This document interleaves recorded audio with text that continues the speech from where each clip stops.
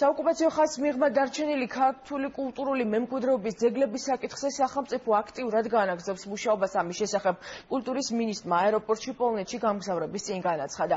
მისი თქმით, ქართული მხარე ეროვნული ისტორიული ძეგლების რესტავრაციის საკითხზე ევროპელ პარტნიორებთან ერთად მოლაპარაკებას მეზობელ ქვეყნებთან აწარმოებს. გურამ მოდიშარიას განცხადებით დიალოგი დაწყებულია. საქართველოს კულტურის სამინისტროს დელეგაცია პოლონეთში გაემგზავრა, სადაც აღმოსავლეთ პარტნიორობის კულტურის კონგრესზე მინისტრის სიტყვით გამოვა. ასევე დაგეგმილია შეხვედრები ოფიციალურ პირებთან.